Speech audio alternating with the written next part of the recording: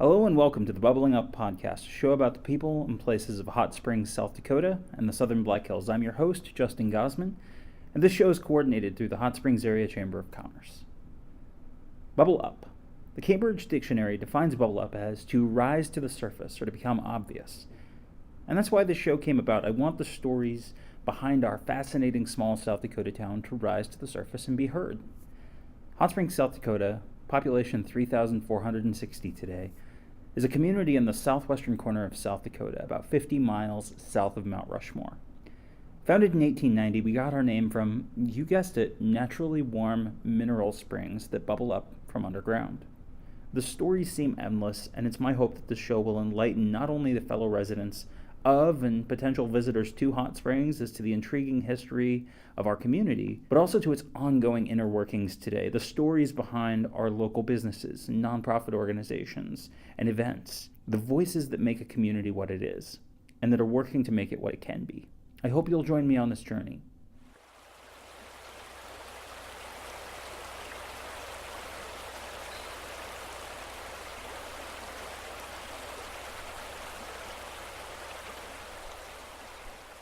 Melinda, tell us a little bit about who you are. You're with, obviously, the Black Hills Wild Horse Sanctuary. People will know that from the description on the video. But tell us a little bit about yourself and how you came to Hot Springs. Oh, well, thank you. I'm happy to be here. I have been at the Black Hills Wild Horse Sanctuary now for 3 years. Literally January of 2016. It's just been 3 years. I'm really happy to be here. I moved here from Northwest Indiana, just outside of Chicago. Okay. My background is in nonprofit fundraising, and I had an interest in wild horse issues and was trying to figure out how to do something, and found the sanctuary, and it turned out to be a really great fit, and so I moved out here. Very cool, very cool. Now, the first thing I wanted to mention is I did want to say that we give our condolences to everyone out at the sanctuary for the recent passing of Dayton Hyde, who was the founder and the instigator of all of this. Thank you. This crazy awesomeness Yes. out there at the Wild Horse Sanctuary. It is, I grew up in Hot Springs, and so it has been amazing to watch how that place has grown over the years. It just had 30 years. Just celebrated our 30th anniversary back in September. Yeah. Of when the first horses arrived. Wow, that's amazing.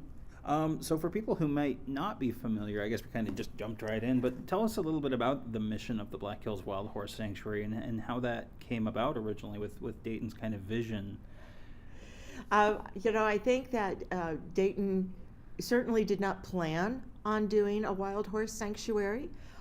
He grew up certainly in ranching in Oregon and was very familiar with wild horses, and it was just kind of what happened.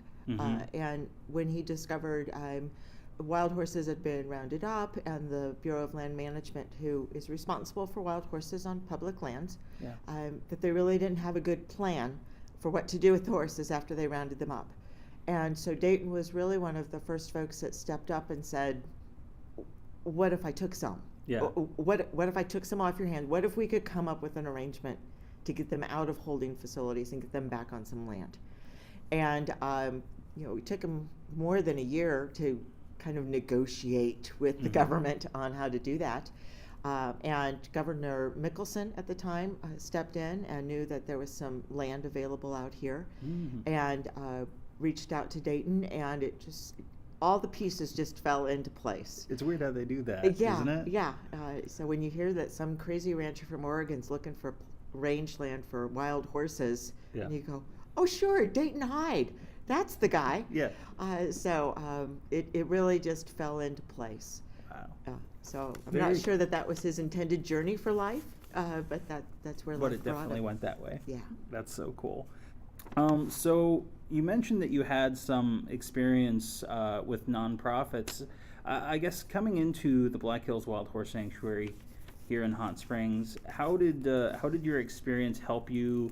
How did that translate over to working in obviously a very different type of nonprofit, I imagine, than what you were doing before? Yeah. So most of my professional life has been doing fundraising.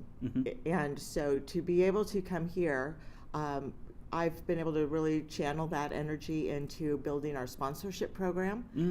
So people we have a couple dozen horses that are available for a basic annual sponsorship. And then we have hundreds of folks that sponsor individual specific horses. Wow. They've named them, and every year when they renew that support, I've learned to become a very amateur photographer to go out and find their horse and get a picture for them. That is cool. So that gives me a great excuse to say, hey, I'm out of the office. I have to go take pictures. I have to go find horses today. Nice. So it's a really wonderful balance for me to take the skill set that I know I have and expand upon it and basically use it for the better of the horses. Very cool. I guess at the Wild Horse Sanctuary, what are kind of the most common things that happen on a day-to-day basis? How because people can come and they can tour and take tours, but what's kind of like the average day for the people? Because it's not just your typical like 9-to-5 type job for a lot of the people out there. Tell us a little bit about what it's like out there on an average day. On an average day, number one, you have to understand that we are set up as a nonprofit organization. We are not getting any federal funding, state funding to take care of these horses. So we do this through donations and through tourism. And the horses are the first priority. So on every single given day, horses must be fed. We do recognize that the range that we do have, and we own over 11,000 acres. And we have about 500 horses. Now, we know that's not enough grass to feed all of those horses. We get that. And our donors get that. And they give a lot of money every year to make sure that we can buy hay so that we can supplement. So every single day, especially this time of year, we are providing feed for the horses. This time of year, it's in the form of hay, and year-round, we also provide, we call it horse cake. It's a high protein, it's got some minerals and stuff in it. The horses love it, and it really provides some nutrition for them that we know they're not going to get from the limited grass source that it is on the sanctuary land. So we really just joke about it. It's time for cake. Every day is time for cake. So that absolutely every single day has to happen. And then the tourism season, which of course here in Hot Springs is really busiest over mid-April to the end of October. Depending on the weather. Depending on the weather, we have folks that can drive on in. And take a tour. Not by themselves, not in their vehicles. Correct. If you want to do a tour at the sanctuary, you need to go with a tour guide in one of our vehicles.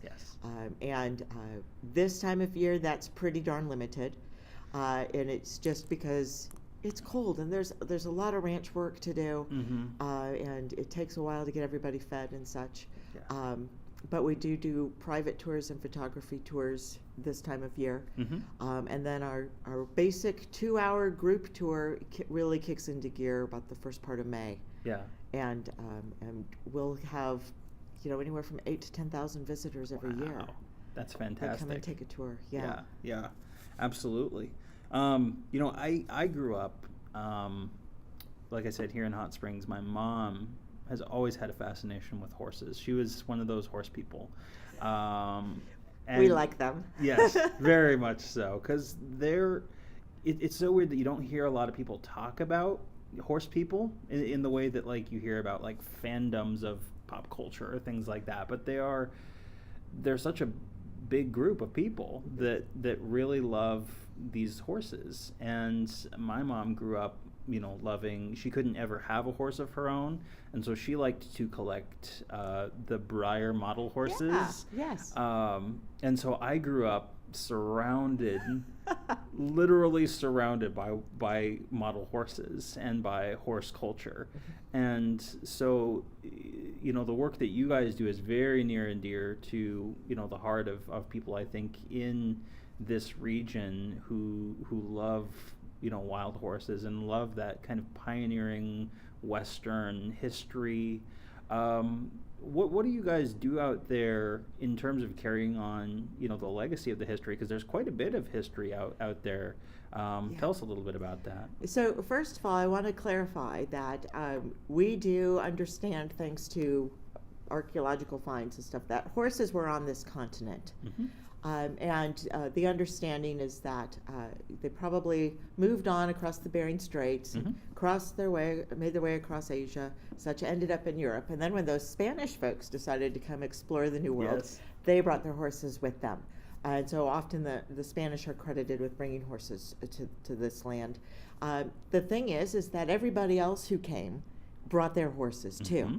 And as they settled across this country, horses sometimes got away from them, or they let them go. They couldn't afford to keep them anymore. Or they had Right. outlived their usefulness and such. And they met up on these wide open Western lands, Mm-hmm. and basically, hooked up, met up, and said, "Hey, you're kind of cute. You're sweet. Hey, we're going to take care of me and my family here, with the stallions," and basically created what we know now today as our wild Mustangs. Yeah. And if we were to look at their DNA, we would find that they pretty much resemble us as Americans. Yeah. There might be more Spanish in a certain herd than another, but there might be more German draft over in another area of wild public lands. Yeah. And so it's just this. It's a melting pot. It is a melting pot. They are an absolute reflection of us as Americans. Wow. And I absolutely love that about them. And wild Mustangs, yes, a person can adopt a Mustang, and a Mustang can be their best, most wonderful horse. It's all about building that Mhm. relationship with them. Right. But so much of the time, it's so much easier if you simply respect that wild spirit. Yeah. And that's really what we try to do at the sanctuary, is give them as much space. Mm-hmm. Yes, we have some fences. Yes, we have some gates. Most of the gates are always open. Mm-hmm. So they do have the freedom to go wherever they want Yeah. on the property. In the summer, we see fewer horses because they disperse across that 11,000 acres. Right now, they're in pretty big groups because they know where the hay is delivered on a daily basis. But they're just this really incredible being. Yeah. And I always love it when I'm doing a tour and we're heading up the hill and we're getting through the first gate, and it's like, okay, where are they? Yeah. And we're looking and there's some beautiful parts of the sanctuary that we stop and we check out these overlooks and things. But when you kind of come out of this area and you look, and here's a group of horses, Mm-hmm. and the people on tour just kind of go, Yeah. and it's like, that's it, they're hooked. That's what we're trying to do Absolutely. at this point. But there is a lot of history on that land. Part of our tour route, we see some petroglyphs. Dayton found about 170 panels of petroglyphs on the property. There is this one area that is part of the tour. Yeah. So we get to see that. We know Dayton had folks years ago come out and study them and such, and we know some of those things are like 8,000 years old. Wow. So it just kind of adds to the coolness It of does. Pioneer Days. And oh, by the way, here's Yeah. this really old stuff too. Yeah. Very strong Native American cultural legacy out there as well. Mm-hmm. So the other question that I would ask, in terms of getting people hooked and getting people out there, what would you say to someone who maybe isn't? They look at it and they go, well, I have family members that might be interested, but maybe I'm not sure whether I would enjoy this. What would you say to those people? I would say, please come. Yeah. Please give this a try. There are lots and lots of folks that are scared of horses. Maybe they had a bad experience when they were a kid or something. Again, when we do our tours, this land is really home for the horses. Yeah. And we're just kind of traipsing through with tour vehicles and we got 20 people on the bus today, or 3 in the SUV on a private tour. And most of the horses will kind of look up, acknowledge us, and decide if they want to stick around or not. Yeah. Is the grass really good right here today? I'll stick around, but keep your distance. We also have so many horses that have decided, those humans, They talk sweet, and sometimes they scratch just that right part by my ear that I can't always get. Yeah. And so I found that a lot of folks that were hesitant, that the first horse that decides to walk toward the vehicle Yeah. with intent on like, hey, I'm going to say hello. I'm here to say hello, thanks for visiting. Yeah. Even to the point of sticking their head in the vehicle. Yeah. Or walking right up to one of our little buses and sticking their head in the bus door. Mhm. It's kind of that moment that most folks that were maybe unsure kind of go, Oh, that's cool. Yeah, that's pretty cool. That's pretty cool. Nice. Very cool. So one of the other things that I'd like to talk about is your kind of experience coming to Hot Springs and being here in the Hot Springs area. Because like you said, you're relatively new. You moved here 3 years ago. And so what would you say have been your favorite things about living in the Hot Springs area? Oh, well, the sanctuary. Yeah. That's where I am Yeah. most of the time. I did buy a little house here in town. I feel very safe here in town. I enjoy walking a lot. So the is it the Freedom Trail? Is that what it's Yes. technically called? Yep. Yeah, it runs down along the river.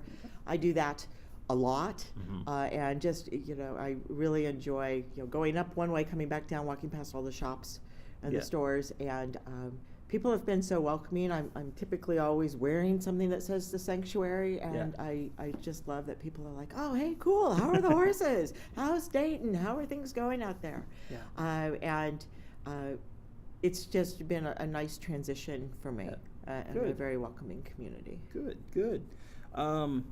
What plans does the Black Hills Wild Horse Sanctuary have going forward? I'm glad you asked, Yeah. because I have an answer. Ooh. I do have an answer. So we all know Dayton Hyde. Yeah. He's just this like living legend. Yeah. That's we lost just so recently, and what most folks may not realize is that Susan Watt, who has been really serving as our executive director, she got here 23 years ago, and she's been the person kind of behind Dayton, making everything happen on a Mhm. day-to-day basis. Yeah.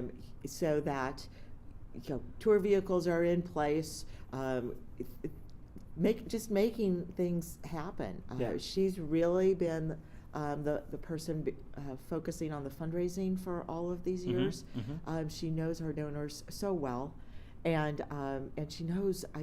I'm really positive she knows every single horse on the property.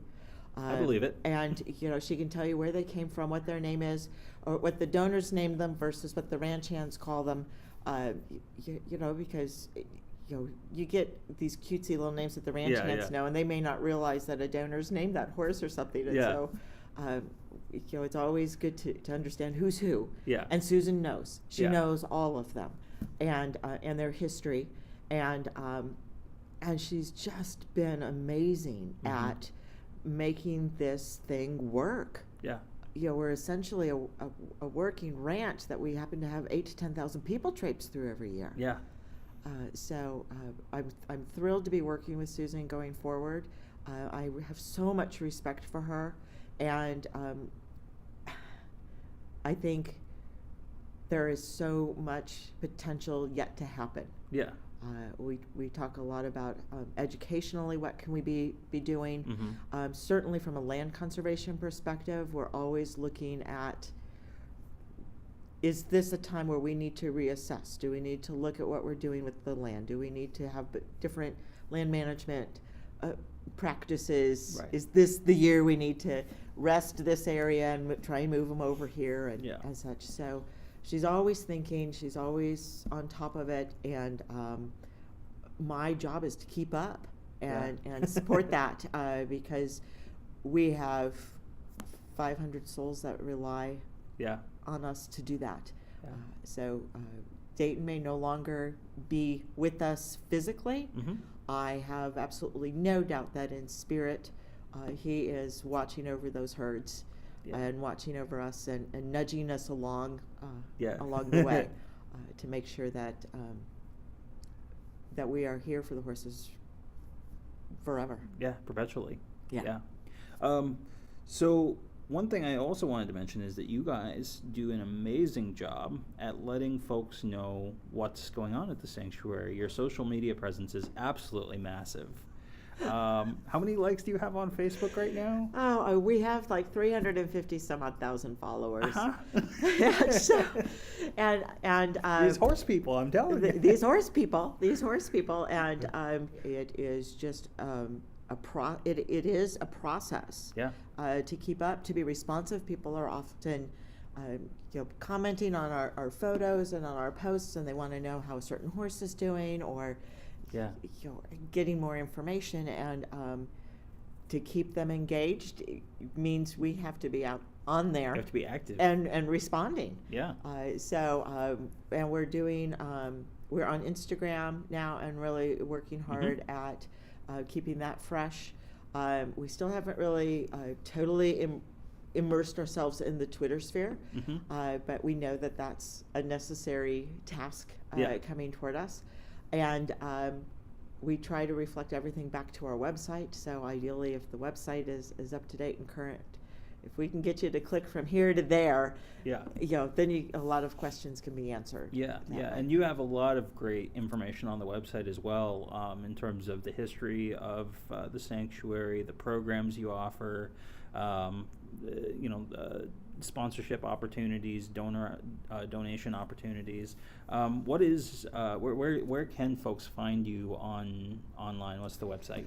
We are officially wildmustangs.com. Woo! Woohoo! You can also certainly type in Black Hills Wild Horse Sanctuary, and you'll find us. You'll find it, yeah. You'll find us. Awesome.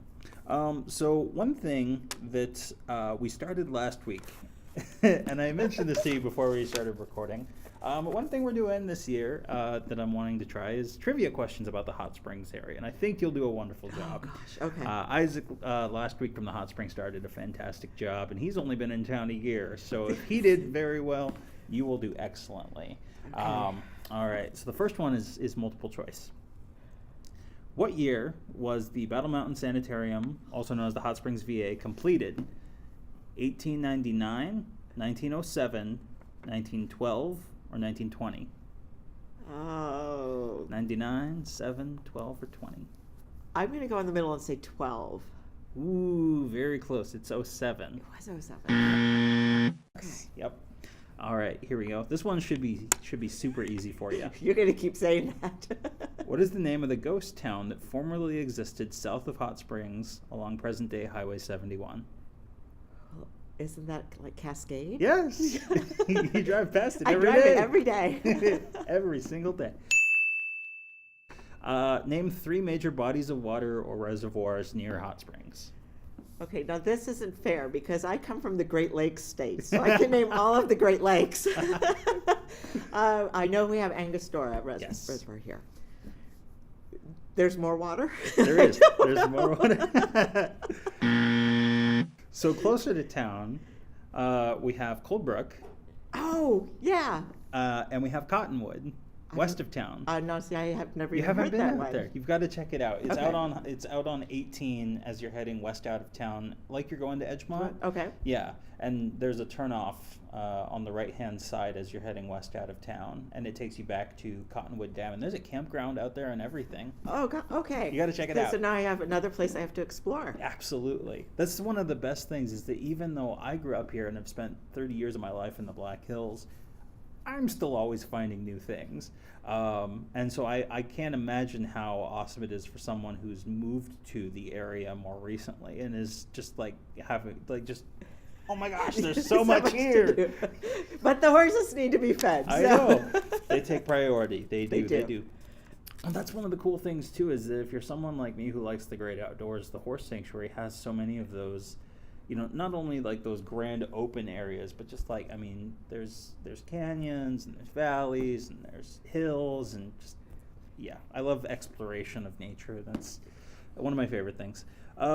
So this one might be a little tougher. Which Hot Springs organization puts on concerts 4 times a year? Well, I know there's a cultural development organization, and I know there's the community theater, but you're talking the concerts. Yes. Oh gosh. Oh, this is good. I don't know the actual name of the organization. I just know that there are concerts because I drive by your sign. Yeah. And I see when they're posted. It's the Hot Springs Concert Association. Oh gosh. And their next show is actually coming up, not this Thursday, but the following Thursday on January 31st here at the Mueller Center. They've got a show coming up. And then the last one, this one should be pretty easy because it's about the Wild Horse Sanctuary.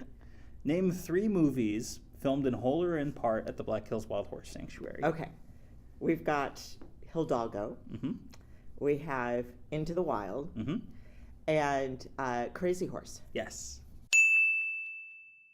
In addition to a documentary about Dayton called Running Wild. Running Wild, The Life of Dayton Ojai. Yes. I saw available on our website.